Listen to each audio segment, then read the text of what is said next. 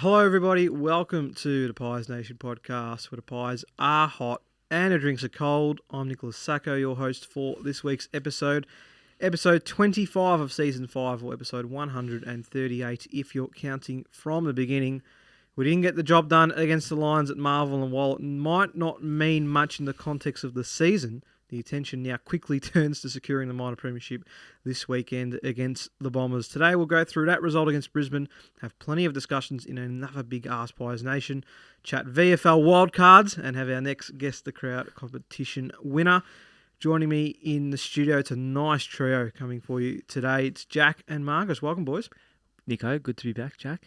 Boys, how are we? Coming off a bit of not a shock loss, but yeah, one that we hope not to have. But yeah, looking forward to getting into it. Did you guys make the ill-fated trip to Marvel on the weekend? No, Nico, I'm a bit anti-Docklands, to be brutally honest with you, and as to why we were playing at that football ground still remains one of the questions of the season. Jack, were you there, bud? Yeah, also an anti-Docklands man, Nico, but I did make the trek down on Friday night. I think a while ago this game was probably built up as one of the games of the season, and being at Marvel I think took the sting out of it well and truly, and that combined with a bit of a turbulent week at the selection table, who was going to be available, who wasn't, I think it was, the writing was on the wall even before the first bounce, and the Lions, full credit to them, they're a classy outfit, and they showed that class for a four-quarter effort on Friday night. Yeah, they certainly did, and well, we're still on top of the ladder heading into the final game of the year. That's in a little bit of doubt if we can't get the job done over Essendon. We'll get to that, and we'll get to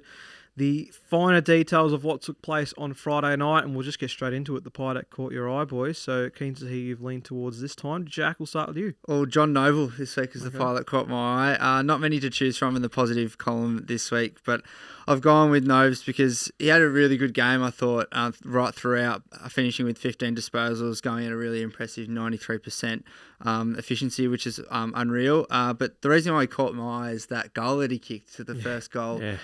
For us in the game, making a bit of a habit of slotting goals from that position on the ground. And the spin, the fact that he was within 40 metres of the goal line, it had it all, Nico. So yeah, John Noble, the pilot, caught my eye. Marcus. Thank you, Jacko. Pilot caught my eye this week. Was it yours last week? Dan McStay? Did you? I think you said last. You or Lukey would have been Dan McStay, I think. Yeah. Look, I think that Dan is one to keep a close eye on, given we've seen less football from him compared to a lot of other players, and understanding just how important he is for our forward line structure. Tough night at the office for our forwards once again. I thought the Lions, despite there being high-scoring game, the Lions, their intercepting, led by Harris Andrews, was incredible in the way that they spoil the ball. So on the occasions where Dan McStay was able to get out into some space, really enjoyed his game and felt he provided a target throughout. Obviously, that wasn't consistent enough, and we can go into why that probably wasn't the case in a bit more detail shortly, but enjoying the back half of his year, Nico, and the season he's starting to put together. He's kicked 2 goals in about 4 or 5 consecutive games now, has Dan McStay. That's all we need. It's nice to see that he's been able to contribute in that way. I thought on a night where we weren't able to exhibit our style of playing, our DNA for the entire night, I felt like a player that did throughout the whole game was Jack Crisp. I think this was one of his best games of the season, and yes, he had 24 touches, 79% disposal efficiency, and another night where our kicking was just butchered every single time.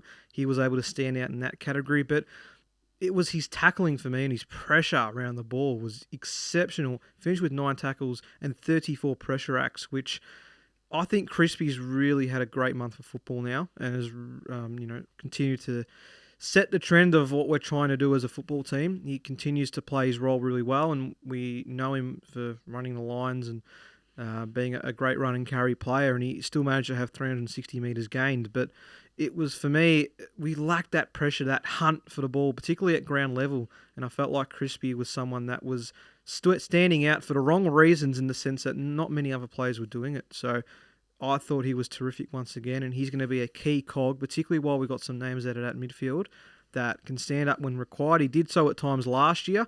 That's why he won a best and fairest for us, of course, and he might not get to that height again this time, but I still felt like his game was exceptional on a night where not many really stood up as well as I would have liked. Played more in the guts as expected with Dugowie and Dacos out of the side, Jack, but is that where Jack Crisp actually plays his best footy for the Collingwood team when we've got our full selection of midfielders to pick from, or is it a half-back flank where you see his ultimate game? Well, I think so. I mean, he's been our best and fairest back-to-back years, if I'm not mistaken, Nico, the last Copeland Trophy the last 2 years, and he has won both those best and fairest playing in the midfield. So you dare say that's where he plays his best footy.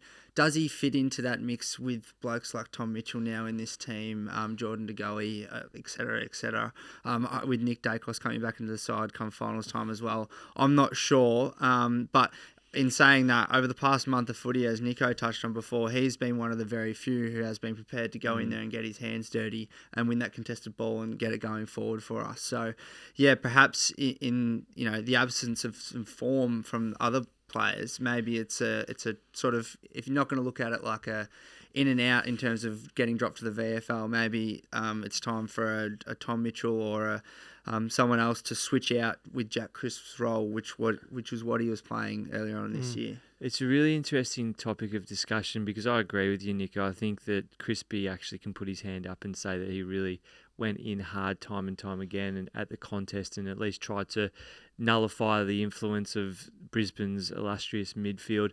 But coming back to your point, Jack, about if we have a full-strength team to choose from, on paper, you're not putting Crispy in the centre bounces ahead of De Goey, Dacos, and that mix was working for us when we saw that after the bye. So while he goes through the middle no matter what throughout matches, it's just the proportion of his game spent in the guts compared to half-back. That's where I'm still wondering what the best mix is. Well, to be honest, in my opinion, seeing what he's produced in the last month, I am putting him in front of a lot of those midfielders. Dacos and De Goey aside, I don't see any other midfielders right now, particularly with our drop of form a little bit. He has stood out so well. He's someone that we put in the firing line a little bit as to where his place was in the starting 22. He's shown to me that he can be a really handy inside midfielder. Now, of course, we've got Tom Mitchell to run through there, Taylor Adams, of course. But if you're judging by the last few weeks, I'm putting Crispy ahead of those two. Well, there's no doubt about it, and let's get into the real essence of why I think we lost this game, and we just lacked hunt and competitiveness at the source. We've talked about it many times before, and really the mix of McCluggage, Neil, who else was going through there, Zorko at times, Berry at times, they were Dunkley as well. Sorry, they were far more competitive, and it felt like Lachie Neale almost knew where the ball was going to go, and then Tom Mitchell would just decide to chase him wherever he went, and then all of a sudden the balls move forward. So our mids in Tay Adams and Scotty Pendlebury also there at this a lot of the centre bounces. I just felt as if we were way too reactive once again, a bit like the Hawthorn match. And was that a sign of age? Was that a sign of not being competitive enough and the psychology of the season coming into play? I'm not sure, but what is really, really starting to make the alarm bells tick for me is I go back to our games against Brizzy earlier in the season, Port not long ago, and also the D's, particularly against those top four sides. We're not winning it out of the middle, and it took a Herculean effort from Mason Cox to try and restore some balance in the second half, but once again they got away. So interested to hear your boys' thoughts on whether Tom Mitchell is actually in that best midfield to pick from at this point in time. Yeah, well, it's a fair point, 100%. It's not only just at centre bounce either. We're getting David King on first crack and again on SEN this morning highlighted the fact that we get really good numbers to a lot of the contests around the ground. You know, times on Friday night, it felt like we were outnumbering Brisbane, 5-3, 5-1 at some stages. But it's almost like someone sits back and is waiting for the next bloke to go in and actually get their hands dirty and get the contested possession and feed it out to the guys running past. So by virtue of that fact, we are just getting absolutely destroyed in contested ball, both in centre bounce and around the ground. And that combined with another thing that I thought we lacked in was our ability to pressure the ball in transition. Brisbane they waltz through. They just waltz through really. And again, it's some credit has to go their way as well because they were exceptional on the night, and it just goes to show why they are, only a game behind us in the second place there. But that some of the it would just seem so lethargic the way they were transitioning the ball from kick-ins, and then it was an easy goal right up the other end, and we couldn't even get a hand near it. So yeah, that's also something to be looked at. But to Marcus's point, the centre clearance work and just the contested possession work just needs to lift. Ranked 17th in the COP for ground ball gets. Shocking. And we were ranked 10 coming into the last half of the season, which isn't great anyway, but that's really disappointing, and that's not premiership worthy if you're not winning the ball at ground level or you have an inability to go in first. Like you said, so reactive. It was really, really disappointing. And then on to your point. So we kicked 11 goals from stoppages, which is okay if they don't kick 124 points, because they scored 82 points from turnovers. You talk about that transition game, how easy it was for them to get from one end to the other. That is inexcusable. I don't care if the energy levels are low or if you're missing personnel. It doesn't take talent to produce effort, and that, I think, was the most disappointing factor from Friday night. Yeah, and to your point, Nico, they looked, taking nothing away from the Lions, they looked so in sync. It was almost as if that when Harris Andrews goes to jump for an intercept spoil, it's like the defenders in the mids know to push up. They know that he's going to thump it as far as he possibly can, and then they're looking for the give left or right, go through the corridor or down the wing. So I thought that their ball movement was impeccable, and they are close to a full strength side, if not probably based on form at a full strength side. So just remembering before we get too deep into it, no more, no Dacos, no Degoe. It's a 24-point margin. It was a shootout, which is exactly what the Lions want against us, particularly on a smaller Marvel deck.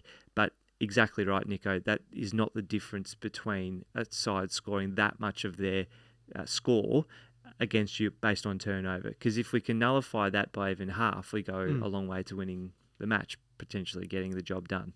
The Harris Andrews point is one I want to speak to as well, Nico. We clearly put Jeremy Howe on him as a defensive forward role. I thought Craig McRae highlighted that in his press conference afterwards.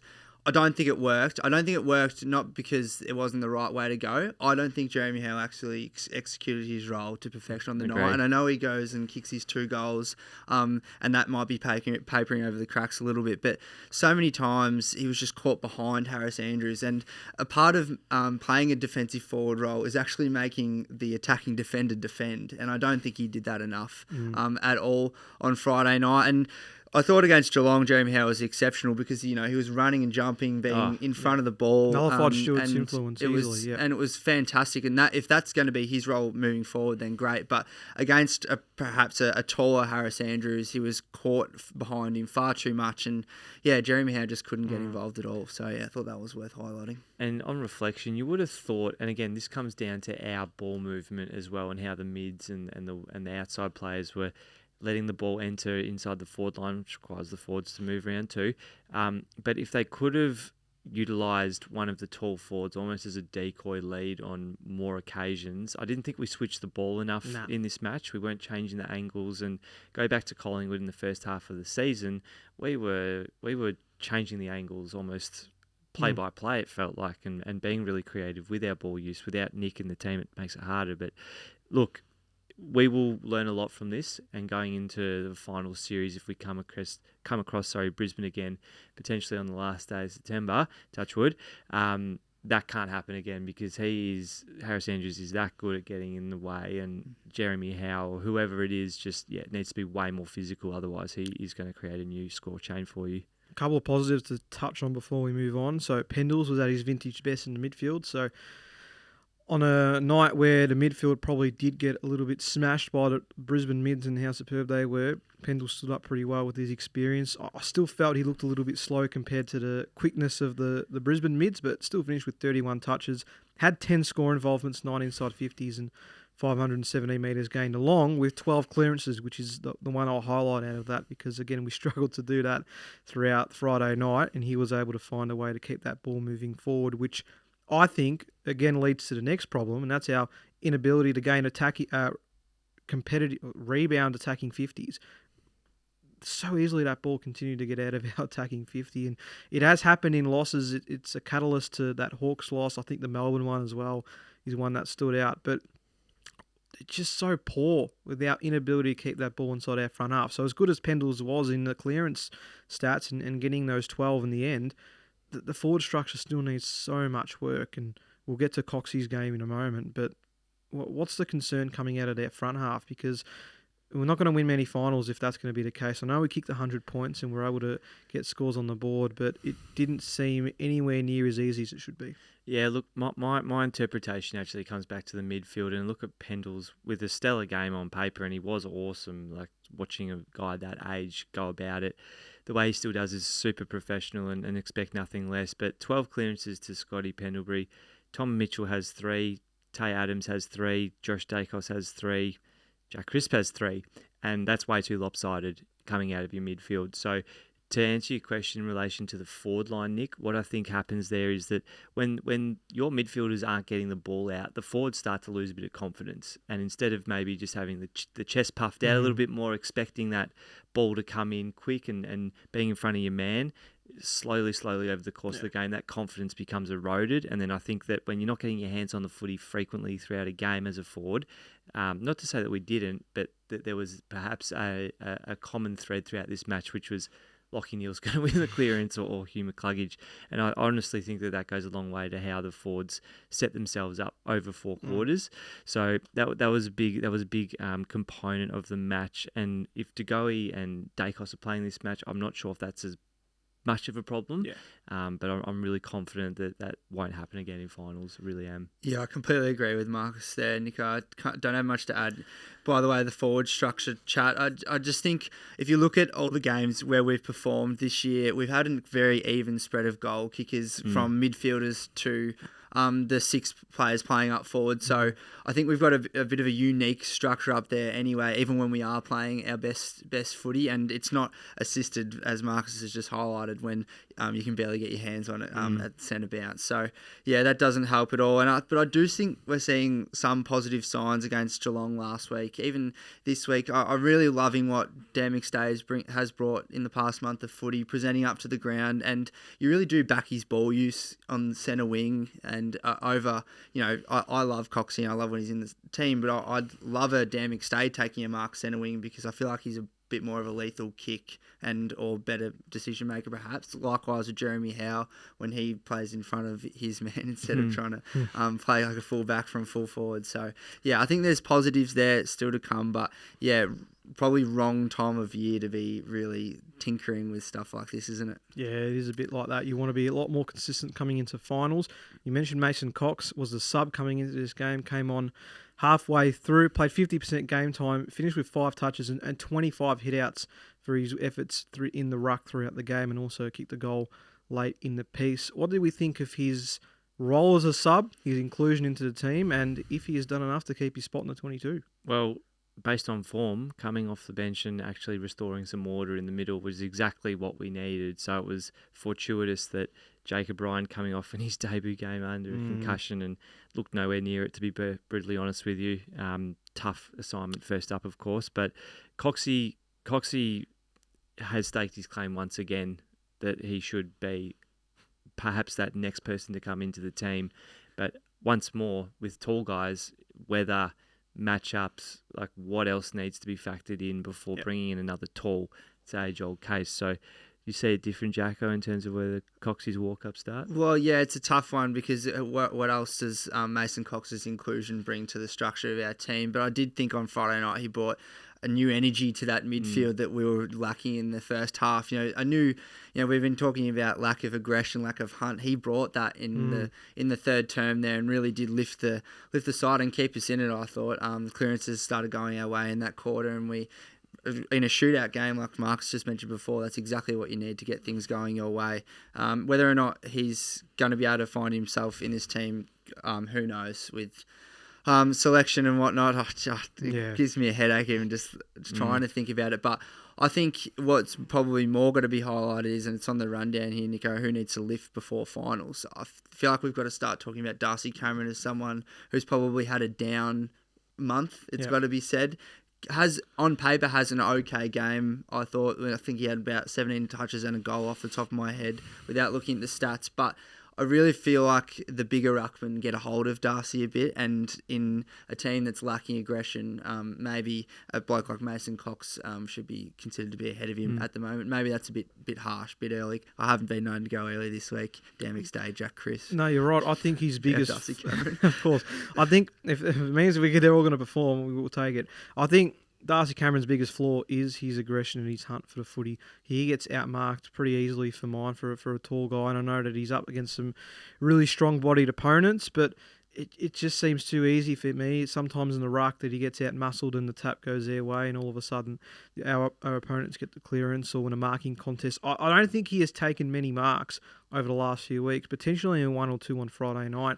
Not many the week before either against Geelong, and that was a game we ended up winning. So you would expect to see a bit more hunt in Darcy Cameron over the next couple of weeks, particularly leading up to finals, and hopefully he can find that form. But with the Mason Cox conundrum, it is a little bit tricky because it does depend on opponents and weather and situations. So if we play Melbourne week 1 or Brisbane week 1 or Port week 1, where does his position lie?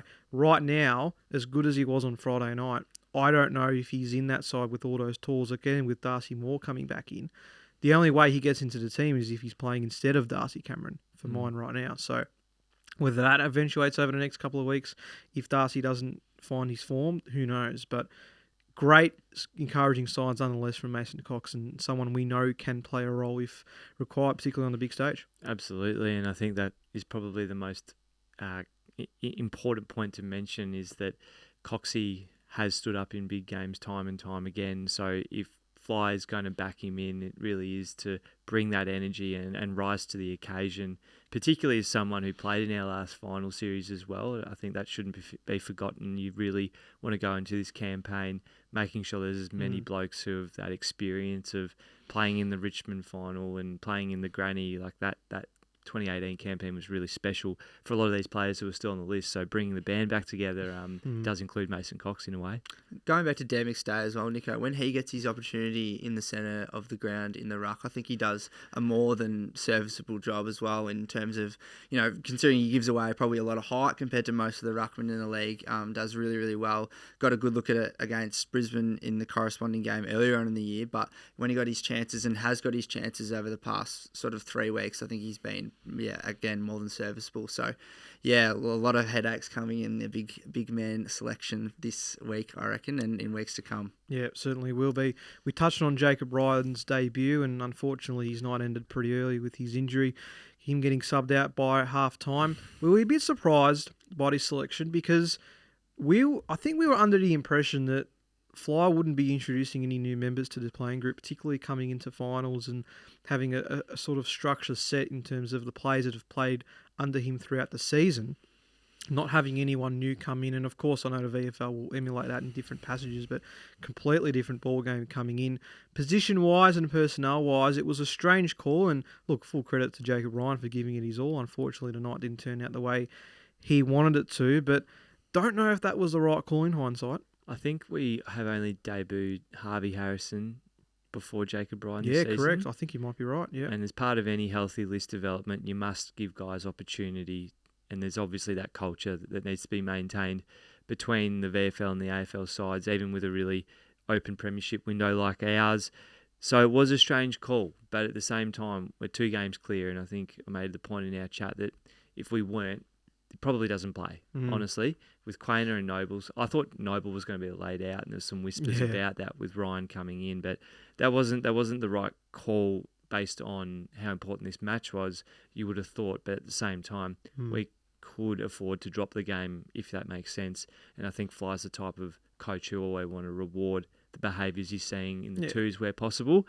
But I think Jacob Ryan's going to need to have a pretty big off-season to come back fit and firing. What do you think, Jack? Yeah, I couldn't agree more, Nico. Not really much to add there. I don't, unfortunately, get a lot of time to sit down and watch the VFL, so I can't speak to any form that Jacob Ryan might have been in coming into this that would have warranted him getting his spot. But my mind automatically goes to someone like a Josh Carmichael. I know Finn McRae, he probably would have been the likely replacement had he not been injured, considering the years he's had also. But again, I can't really have too much of an opinion on this because I haven't watched him too much over the past few weeks. Any more notes to take out of Friday night? One for me was seeing Braden Maynard captain the club for the first time with no Darcy Moore. I thought that was a nice little touch. Hopefully he was hoping he could bring the whole side to his level of aggression. Didn't quite work out that way, but a nice moment for Maynard to show a bit of leadership. Yeah, and I think we look back to his All-Australian selection last year, and then there was obviously some media headlines about him entering the leadership group and really wanting to rise into being a mature figure at the club. So a bit of reward there, I suppose, getting to toss the coin and winning it. Found it interesting that I think at the halftime huddle when the players come back on the ground, Jeremy Howe was delivering the speech, not Maynard. So there must have been some arrangements there between the leadership group. I think Bruzzy would have been swearing quite a bit, quite frankly, which is always wonderful in a rev up. But look, it was great to see him captain the side, but he'll be filthy that he didn't get the W, that's for sure. No. I think the only other one for me, Nico, was just Nathan Murphy and where he lands in terms of his ability to get for selection this week. Yeah, I think there's nothing confirmed out of the club just yet. It's a back. Didn't train, lower back. Didn't train well today from reports. So not sure he will be getting up this week. Potentially one that they were putting cotton wool in the lead up to finals as well. Hopefully for our sakes that it's not too bad if there is an injury there and that he gets up okay by the time September comes around. Yeah, don't have much to add either, gents. But Bo McCreary, the tackle on is it not Starcevic? I can't remember the bloke's name who he tackled just in front of me. It was there about 50 metres away. Couldn't figure out why it was a free kick at the time. I think they might have a direct feed from between Brian Taylor's mouthpiece and the umpires and the MRO. And the whistle there. I couldn't believe that. It's just I think Brian Taylor's handed Bo McCreary that week. I really do. Like he's just pumped up. Yeah, called for it straight away. That wasn't really there to begin with. It's a bit shocking. One of my good mates who was watching it from home said that straight away. He's like, Bo will get it given a week here. He's been absolutely crucified by the commentators. So another shout out to 7AFL for that one. Yeah, typical. That's right. So no Bo this week's going to hurt a little bit when we want to try to bring that hunger and aggression back, but we'll see how we go against the Bombers. We'll have a chat a bit later on. Let's get to our votes then from the week that was. Looking at the fan votes, Scott Pendlebury takes out 75% of our three votes with his incredible efforts, as we know. Josh Dacos, Mason Cox, Jack Crisp, and John Noble all rounding out the votes as well from our fans. Who do we lean towards this week, Jack? Yeah, so I gave one to Mason. Probably if he plays a full game, he gets higher up on the votes, but the energy that he gave us after halftime or after coming on was exceptional, and really interested to see how his selection pans out heading into finals. Gave 2 to Johnny Noble. Sort of being, like many, has been quiet over the past month or so, or maybe since the bye, hasn't quite reached the heights of pretty much the form that we were in as a team, probably pre-bye, but really, really solid showing from John. 15 disposals, 90-odd% efficiency, and a great goal. So he got 2 votes, and I don't think I need to bang about my 3. Gave it to Pendles. Marcus. Thank you, Jacko. 1 vote to Coxie as well for bringing some energy into the side that was dearly needed. 2 votes have gone to Dan McStay, because once again, really enjoying seeing him play a role that looks more like the forward that Dan McStay needs to be for Collingwood. And 3 votes went to Scotty Pendlebury. Nico? Yeah, pretty similar. Gave 1 to Coxie as well for the influence he had since coming onto the ground as a sub. Gave 2 to Crispy for reasons I mentioned during the pie that caught your eye. I thought he was exceptional, and he really does stand out with the way he's been playing his football in times where our team hasn't been too great as a whole. And 3 Pendlebury, pretty simple. His 31 touch game, just continuing to go on like he's playing his first game all over again. He's just been superb. We'll take a quick break. We've got a big AskPiesNation coming for you, plus a guest of crowd and a nice little segment returning as well. So we'll be right back. Welcome back to the Pies Nation podcast, where the pies are hot and the drinks are cold. Let's jump right into AskPiesNation, Instagram, Facebook, Twitter, YouTube, Spotify, Apple Podcasts, TikTok. Everywhere you go to get your good stuff is where we'll be. So be sure to get involved, including this segment for AskPiesNation. Thought we'd take it back to a nice general AskPiesNation this week following our game against the Lions. Some great comments, of course, across all our platforms. So thanks to everyone who continues to get involved. So we'll jump right in. We'll start on Instagram. We'll go to Antonis_83. Are we a better team with Nick Dacos playing off half-back? It seemed that in those first 10 weeks where he was positioned there, we played our best footy.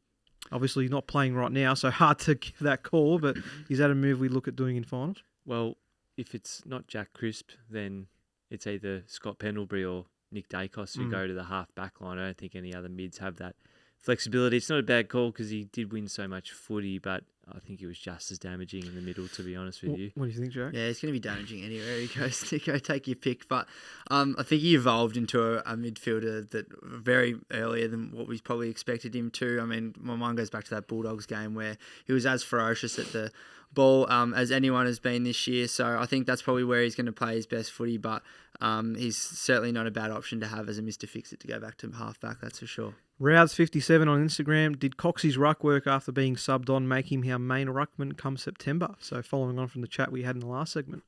Oh, jeez. Main ruckman? It's another headache, Nico. I'm glad I'm not on that table. On rucks, I think I would rather have a Darcy Cameron who shows up, maybe gets beaten, as we described before, by a bigger opponent, but he's consistently in the game. And I know it's not like high impact all the time, whereas I find Mace goes into the game, is really, really hot, and then can go out of it and be really, really cold. So I prefer that stability. Sanaya, I hope I've said that right, on Instagram. Is our midfield putting our defence under pressure? I feel like losing centre clearances more often than not is keeping our defences constantly under pressure. Yeah, well, we're not getting set, and when you haven't got the captain back there as well, it doesn't really help, does it? Yeah. GJ93, is it time to start talking about Tom Mitchell looking at getting dropped? Look, it's an elephant in the room. There's no doubt I think about it that. is, yeah. It's no doubt about that. And on the weekend, there was one particular play that I'm just reminded of where Tom Mitchell got the ball, had time, had space. He had a handball received, and then he needed to give the handball to someone running along the flank, and he just got caught absolutely cold. And there's just something about the way that he was, his alertness, Nico, I think is what I'm going for, that just looked really, really off. And it's been there for a few weeks now. Playing a tagging role on Lachie Neale is not his natural game. There's no doubt about that. But I think Tommy Mitchell, having been subbed off, was probably a kick in the teeth. And unfortunately, he just hasn't been able to rediscover that form earlier in the season without Tagoe and Dacos there. So What do you think, Jack? Yeah. Same deal? Got to wait for finals. Yeah, look, we're very quick, aren't we, to cut people down after lifting them up throughout the year. I think Tommy Mitchell's been exceptional for our team this year with his contested ball gets and so forth. But you know, when that goes away, what really does he bring to us? Probably not a lot, because he's not the quickest bloke in the comp. He's probably not giving you much in terms of pressure when we don't have the ball. So yeah, it's slowly getting there, but not yet. I think Tommy Mitchell might just be feeling the effects. It's a bad excuse, but feeling the effects of a relatively long season. Oh, absolutely. Maybe the week off come after the end of this week. Sorry, so the pre-finals bye might do him the world of good, and yeah, just return with a bit of energy. You have to play him, Nico. But again, he's just a bit down in form like some of the other team members. They do say finals is a slower ball game, so that might work with him pretty well. He had 31 touches on the weekend. 26 of those were handballs, though. So yeah, that was the one. Absolutely. John O'Mond on Instagram. Game plan has been to play down the line, which I think has been picked up by the opposition. Should we be switching more from the back line, which is what you brought up earlier, Marcus? Well, I think it just resembles our game from earlier in the season. And again, long season, tired bodies, blokes carrying niggles this time of year, much more likely to get injured if you do higher Ks on the GPS. So there's all of these reasons culminating in why I think we're playing a more stagnated game. If we were an Essendon or a GWS or one of these teams playing off the last slot in the 8, I don't think that type of game style would be occurring right now. But it is honestly something that's probably not spoken about enough, that psychology of being on top for so long and the weight that carries over the course of a season. So I think that's a TBC. Dubsy05 on Instagram. Jeremy Howe and the Cameron Cox ruck duo would be the only conundrum that Fly would have on his mind right now. I don't think they know where Howe is best suited in this team. And again, something else we mentioned earlier on in this episode about him switching between the forward line and the back line. It looks like he'll have to play in the back 50 this weekend, but coming into a side where all 22 players are available, our best 22, I should say. Yeah, where does he fit? Yeah, well, he's not going to be playing on the Jeremy Camerons. I know he's not playing at the moment, but Tom Lynch's, the premier full forwards of the competition anymore. But he's just because they're not in finals. Yeah, well, that is true. That's exactly right. How he's good that? Just probably not quick enough to play that role again. Then now we've seen against Geelong again. I thought he was exceptional what he brought to us from a structural standpoint, taking Stewart out of the game, getting on the end of a few marks and goals himself. But if he's not doing that, what does he bring? I'm not too sure. It's getting to that stage in Jeremy Howe's career. So yeah, one to watch for sure. Ahmed on Twitter, can any of the boys playing VFL come in and have a real impact in finals, or do we need to rely on the current team plus the injured players coming back? And well, we mentioned with Ryan's inclusion whether that was the right call to make. I don't think at this stage of the season you're playing anyone that hasn't played senior footy this year. Probably not, hey. I think by the time we get to finals as well, the conversation around who's in the mix to play, I know it's only a couple of weeks away, is very different and it more closely resembles our first pick team. There's no one who's out for the season at this point in time as far as I'm aware, Nico. So what we're seeing right now, again, we can get very insular, very narrow-minded Yeah, exactly right. as footy supporters. So I think just a little bit of patience. Jono Kick on Twitter, do we start getting alarmed if we drop the Essendon game? Apart from 2 quarters against Geelong and 2 quarters against Port, our last 5 weeks have been pretty average. On the whole, you would have to agree with that. I think we've had some selection shake-ups of absolute first-tier players during that time, culminating with some of the other factors around the end of season fatigue and being at the top for a long time, all coming at the wrong time of year where you want to be hitting your straps, looking, dare I say it, a bit more like a Carlton, which hurts Nico, but it is true when you're coming into a finals series. So there's a lot that is going to change in the next 2 to 3 weeks. So I think people might be forgetting at this point in time, and you watch that first final will be close to a full strength side. Joel Greer on Twitter, we'll finish off with a couple more. If we win the flag this year, then Fly's rewritten the rule book when it comes to managing a marathon season. No way we're done. We have too much invested. Yeah, I love that comment, Nico. It was put to me earlier on this week that there's no way we can win the flag by virtue of the fact that the last 5 teams that have done it have been 5-0 coming into the last 5 games of the season. Roughly, or roughly thereabouts. So we're going to have to buck a bit of a trend, but I do think under Craig McRae, if there was probably a more consistent way with how he goes about it, that's a trend that we can well and truly get over. And I'll finish with Fleabag, not Fleabag. Very good. I have full faith we are going all the way. We will not lose a game in September. So there's your nice way to finish off. And that was AskPiesNation. So thanks to everyone that got involved. As always, Instagram, Facebook, Twitter, YouTube, Spotify, Apple Podcasts, TikTok. Plenty of ways to get involved with Ask Pies Nation, so be sure you continue to do so. Another great Ask Pies Nation segment. Let's move on to our Guess the Crowd competition winner. No margin shout-outs because we lost, so we don't like doing that. Now, the person we have is Laurie from Twitter. He goes by Laurie Holden. So for those that get that reference, the club, the documentary, the movie back in the 1980s, there's a nice little shout-out. So we'll give Laurie a call. And we'll see what he's got to say at part of our Guess the Crowd competition win this time.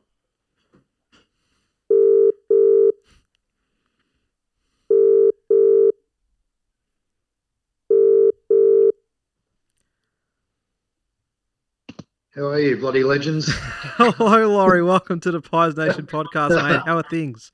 Thank you very much. Good thing. Things are looking up, lads. Nick's out of the moon boot. He's ready to go. Yes, Nick is out of the moon boot, which was news that came out of training today. So that's great to see. It's a special bone broth. So it's done the trick. No, well, hopefully that means we get him sooner rather than later. So great to have you on. Let's jump into, I guess, well, we'll have to talk about Friday night very, very briefly. But did you watch the game? Were you there? And how did you find our boys leading into finals? No, look, it's disappointing to get beaten by Brisbane. They've had the wood on us, but I just ran over the stats. And if we go to round 19 when we beat Port, we had 774 games experience in that back line of Moore, Maynard, Howe, Murphy, Quainer and Noble. Then you roll in Crisp and Markov, and that jumped to 1,059 games. Last week, or Friday night, we went in with 480 games experience. So I think putting that into context, we've lost our run, but, that's a quality Brisbane forward mix. And I think a few of our players got found out. I think we just lacked experience. So, I wasn't losing my head too much about it. So. That's a great response there, Laurie. Thank you so much for coming on, mate. Just Jack here. One we always love to ask our Pies Nation Guess the Crowd winners is their journey to becoming a Collingwood supporter. Nico's just highlighted perhaps a potential connection between your name and someone from the club. Was it Nico? Yeah, that's it. Back in the 80s there. So, please share your journey to becoming a Pies fan. well, bear with me, but can we go back to 1979? So, Go for it, please. So, look, I was an 8-year-old kid growing up in rural New South Wales, and at that time, three things were etched into my memory. There was a stunt daredevil, Evel Knievel, came to Wagga Wagga, so that was massive.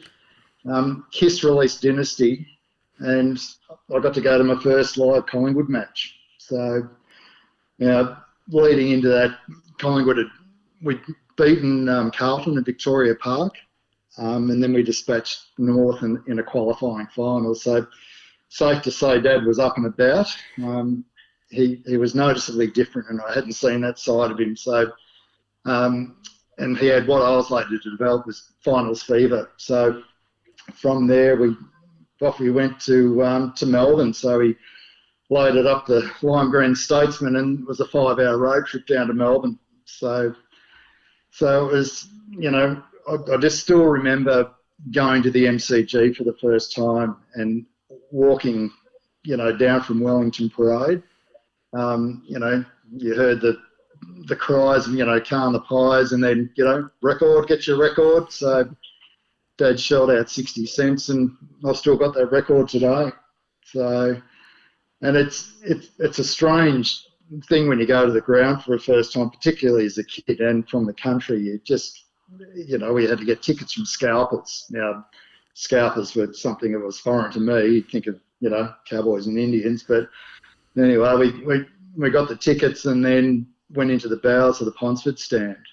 And, I'd seen more people at the ground that lived in my hometown. So the echo and the football noises in the corridors behind the stand still resonate with me, and along with the senses, the smell of hot pies and chips, stale beer, and probably the less said about the gents, the better. But it was phenomenal. I mean, walking, I just remember coming in from the back of the stands and then going to the ground, and, for a Gen Xer that I am, was like going from black and white TV to colour. So for those generational listeners, that's the equivalent of a millennial going from dial-up to broadband, and probably for Gen Zs, that's the world before TikTok. So, so that's, it was just amazing. And then when the roar erupted around the ground, all of a sudden the heroes I'd seen on TV were in front of me. There's Renee Kink, Ricky Barham, Peter Moore, Billy Picken, and Ronnie Weirmouth. So roll forward, we won, and I was hooked. So, and there's other small things. I mean, I remember the song being sung as we left the ground, but then we had to get on a tram.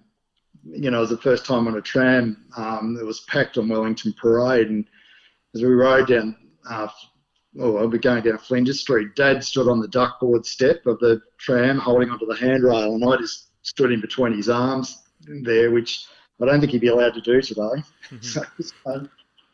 And then it was the Sunday after, we went to a Merritton Hassett sports store. I think it was on Elizabeth Street, and Dad bought me my first real footy, and it was a real one of sorts. It was made by Steeden, which I think pretty much made rugby league balls, but it had the Pies logo on there, and so I was happy with that. But I noticed Dad was pretty excited because the bloke serving us was a 2-time Collingwood premiership player and a 2-time Copeland Trophy winner and Collingwood Team of the Century player, Thorold Merritt. And those who would have seen those legends, there's 3 of them left from that 53 premiership side. He signed my footy. So it was, but little did I know it'd be another 11 years before I'd see us win a premiership. So anyway, Dad had a little bit of a taste of, he went down and played for a few games for the under-19s. He grew up in Gippsland, and Ronnie Richards coached them, and he said, Ron signed his boots and he went back to play in his local club football. The boys were pretty impressed that Ronnie Richards had signed his boots. So beautiful. Thank you for that, Laurie. I reckon that's one of our most detailed monologues we've had on the Pies Nation podcast. So wonderful to hear that. Thank you for sharing. Marcus here. Now, I just wanted to fast forward back to the here and now, and we have been discussing some personnel that have made a big difference to this side's performance in the last few weeks, but we know we're going to get them back. So once we do, what does this side need to do to recapture its form and go all the way this season? Oh, look, I think it's purely above the shoulders. We've seen what this side can deliver. Nobody's really asking questions, whatever round it was when we first beat Port, and then did it. I think the belief's there. It can come again. So we're still trying to get that forward mix right, and I think that's going to be key. What that the forward six looks like. Yep. I think that obviously the extraction from the midfield's critical, and Mitchell looks banged up at the moment, but we've also missed a goalie. He goes around okay when he's in the side. So I just think it's just getting those personnel back. I think the boys know what to do, but I think we all were guilty of getting caught up in the hubris, which is Collingwood when we're on a roll, and it stings when we lose, and particularly losing against for my it's the arch rival in Carlton. Yeah, exactly.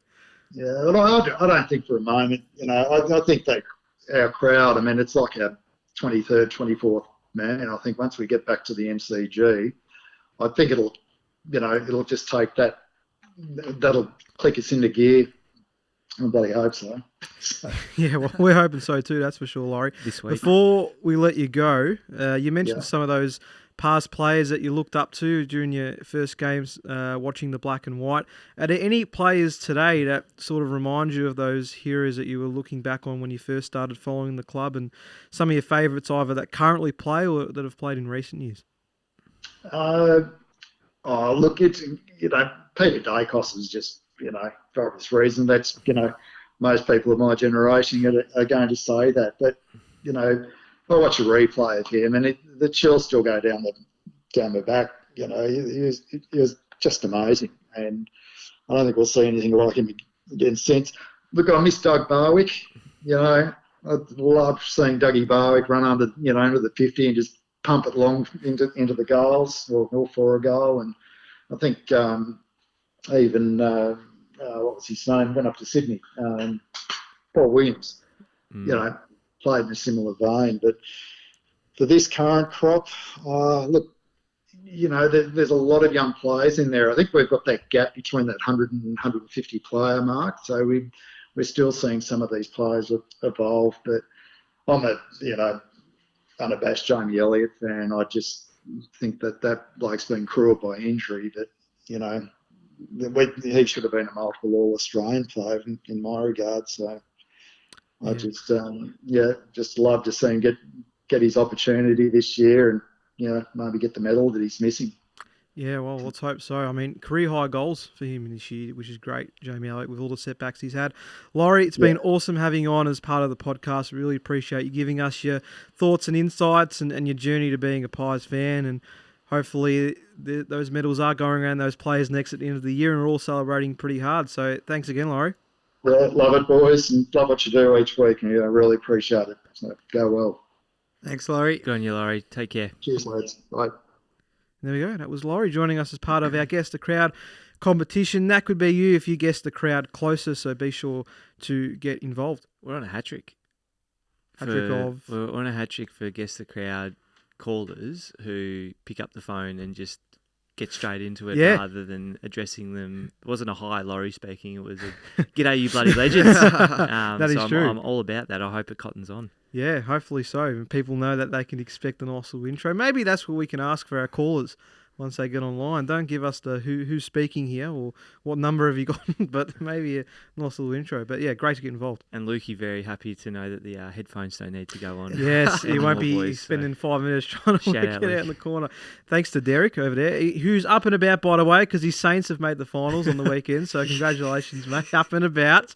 Welcome to the September Club, mate. Great to be involved. All right, let's move on to our VFL then, because the Pies have made finals too in a bit of an interesting way, which we'll get to in a moment, Marcus. But a nice win to wrap up the home and away campaign. Yeah, thanks, Nick. And you're going to have to help me out here because I don't actually know what this whole wild card situation is about. You've done your best to explain it to me, and we'll get to that in a moment. But good news, the Pies clinching their finals berth inside the top 10 with a big 50-point win over the Southport Sharks. So we are stoked about that, to have both clubs playing in finals, but we'll get to the Surge for that in-depth analysis. Yeah, I mean, Southport, a team last year that made the grand final in the VFL, so great to see that. I know they haven't been up to that level this time around, and now won't be playing finals, but still great to see them get a victory like that. Surge's notes at the AIA Centre, Pies too classy for Sharks, consolidating 8th spot and are finals bound. Efficient and precise play early in the game set up the victory. Pressure was very good, created turnovers, and were able to score off them. Some notable performances included Ed Allen, who had an awesome first half, played the middle in the first half, dominated. Reef McInnes is a class act up forward and kicked 4 majors and was our best, along with Finn McRae. We'd like to see McInnes spend more time in the middle. Better second half by Ash Johnson, particularly in the air. Took 10 marks in the end as well. Harrison, Bianco, Rusco, all solid. All of them put their hands up for AFL selection. Pies lost every stat except marks, which I also found a little bit fascinating. Reef with 4 goals, Kruger with 2, as well as Ash Johnson. McRae leading disposal with 25. VFL Pies in good form heading towards finals. No doubt about it. Thank you to the Surge once again for that. So we do finish the season in 8th place, I believe. And now we go on to play the Richmond Tigers in a wild card match. Yes. Nico, please enter the conversation. So in any other year, we would just be top 8 bound, and that's the end of the story. But the VFL have introduced a wild card system for finals this year. So in a similar case to the NBA, for those followers there, it's 7 versus 10, 8 versus 9. And the winner of those 2 games will be making up the final 2 spots in the top 8. So only 4 points separated those 2 teams by the end of the season. Casey, they take on North Melbourne. So the Demons finished 7th, North Melbourne finished 10th. Collingwood finished 8th. We play Richmond, who in their rightful position finished in 9th spot. But we played them at the Swinburne Centre, or Punt Road Oval, which I find very fascinating. So I don't know if the AIA Centre was unavailable, if Vic Park was unavailable. I'm not sure what happened there, but we'll be playing a home game away, pretty much. And if we do beat the Tigers, we'll be able to secure a spot in the finals, and we'll likely be playing either Williamstown or Footscray in the first final if we do get up. Doesn't get much more old school than Collingwood versus Richmond at Punt Road, though, Nico. I tell you what, that's back to the roots sort of stuff. So get on down to support the boys in a WC final. In a WC final on Sunday this week. I'm not the sharpest tool in the shed, Nico, but does that say there to be, after the wild card games, 9 teams, or have I just not followed that correctly? So the 8th versus 8th would play 7v10, 8v9. Yeah, so then how many after those 2 games? Both winners will go on to play in an elimination final. Oh, yep. Right. Pretty much. Yeah. Okay. So they'll make up 7 and 8, and then they'll go on and that's to play. it. They'll go through. So the side that finished 10th could finish their way to 7th or 8th and play finals. So it's sudden death. Pretty much. Sudden death all the way now for the Pies. It's going to make things very interesting come finals time. Before we get to some Bombers chat, I thought it'd be nice to have a nice little segment return, and it's one of my favourites. So, boys. Of course it is. 20 questions against the Collingwood player I'm thinking of. This is edition 5. Need to redeem ourselves here after a bit of a shock loss last time out. For those Sam Murray. Don't remember, last time it was Sam Murray, and the boys didn't guess it in 20 questions. All 3 of us were here trying to work it out too. So let's see if you boys can work it out this time. Okay. Has he played in the last 10 years, Nico? Yes. Was I a forward? Yep. Okay.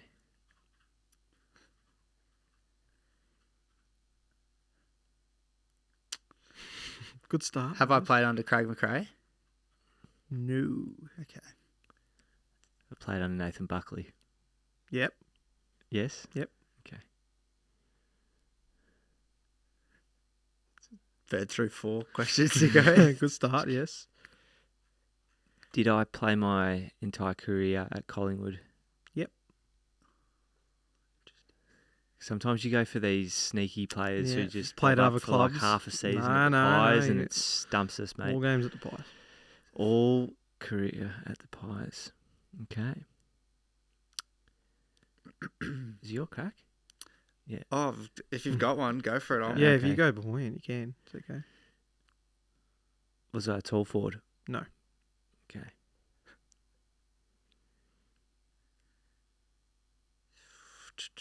Small to medium sized forward, Jack. Only played under Nathan Buckley.